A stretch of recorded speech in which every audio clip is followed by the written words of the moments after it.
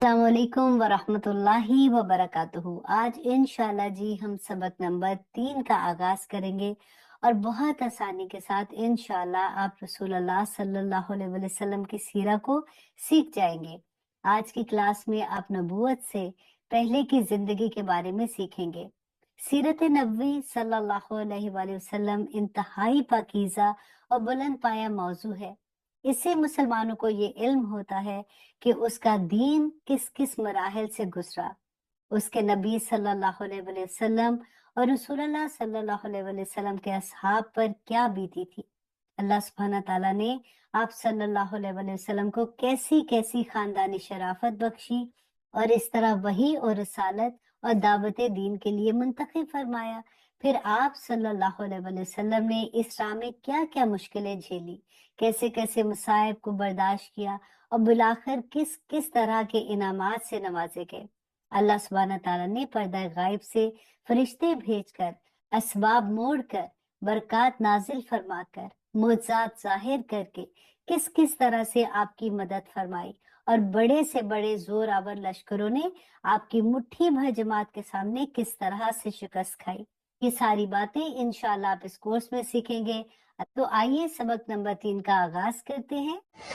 अल्लाहुम्मा सल्ली अला मुहम्मदिन व अला आलि मुहम्मद कमा सल्लैता अला इब्राहीम व अला आलि इब्राहीम إنك حميد مجيد اللهم بارك على محمد وعلى آل محمد كما باركت على إبراهيم وعلى آل إبراهيم إنك حميد مجيد बिस्मिल्लाह अल्हम्दुलिल्लाह वस्सलातु वस्सलामु अला रसूलिल्लाह रब्बि इश्रह ली सदरी व यस्सिर ली अमरी वहलुल उक़दतम मिन लिसानी यफ़क़हू क़ौली। नाज़रीन अस्सलामु अलैकुम व रहमतुल्लाहि व बरकातुहू। सीरतुन नबी सल्लल्लाहु अलैहि वसल्लम उंगलियों पर अहम वाक़यात को याद रखिए आसान तरीके से। सबक नंबर 3 नबूवत से पहले की जिंदगी। हज़रत मोहम्मद सल्लल्लाहु अलैहि वसल्लम की पैदाइश कहाँ हुई और कब हुई? आप सल्लल्लाहु अलैहि वसल्लम की पैदाइश तकरीबन 1500 साल पहले मक्के में हुई। रबीउल अव्वल का महीना था ये। आपके वालिद का नाम अब्दुल्ला था, वालिदा का आमिना और दादा का नाम अब्दुल मुत्तलिब। आपका कबीला सबसे ज्यादा इज्जत वाला कबीला था और आप इब्राहीम अलैहिस्सलाम की शरीफ नस्ल से थे। मक्के के लोग इब्राहीम अलैहिस्सलाम के दीन पर थे मगर उनमें शिर्क और बुराइयां आ गई थी। विलादत से पहले 2 माह पहले वालिद का इंतकाल हुआ। आप यतीम पैदा हुए। वालिदा आमिना के पास, फिर अरब की रिवायत के मुताबिक हलीमा सादिया के पास भेज दिए गए। चौथे या 5वें साल आपकी वापसी हुई। 6 साल में वालिदा की वफात हुई। दादा अब्दुल मुत्तलिब ने परवरिश की। 8 साल में दादा का इंतकाल हुआ तो चचा अबू तालिब के पास आपकी परवरिश हुई। इससे हम क्या असबाक ले सकते हैं कि बचपन ही में जिसको इतने सारे गम मिले तो उसका कामयाब होना बहुत मुश्किल है, लेकिन अल्लाह ताला ने आप सल्लल्लाहु अलैहि वसल्लम को दुनिया का अजीम शान और कामयाब इंसान बना दिया। ये कामयाबी भी रसूल सल्लल्लाहु अलैहि वसल्लम का एक मौजज़ा है। कितनी बार आपने शाम का सफर किया और निकाह कब हुआ? पहली बार 12 साल में चचा के साथ आपने शाम का सफर किया, लेकिन दरमियान ही से हिफाजत की खातिर वापस कर दिए गए। 25 साल में खदीजा रज़ियल्लाहु अन्हा की दरख्वास्त पर तिजारत की गर्ज से आप सल्लल्लाहु अलैहि वसल्लम ने सफर किया।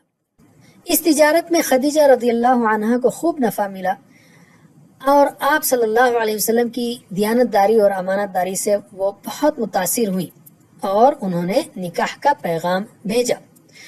तो 25 साल की उम्र में آپ صلی اللہ علیہ وسلم نے خدیجہ رضی اللہ عنہا سے نکاح کیا جبکہ خدیجہ رضی اللہ عنہا 40 سال کی تھیں۔ اس سے کیا ہم اسباق لے سکتے ہیں؟ یہ کہ آپ صلی اللہ علیہ وسلم ایماندار اور کامیاب تاجر تھے، اور حضرت خدیجہ رضی اللہ عنہا معزز اور اخلاق والی خاتون تھیں، اگرچہ بیوہ اور بچے والی تھیں اور عمر میں آپ سے 15 سال بڑی تھیں۔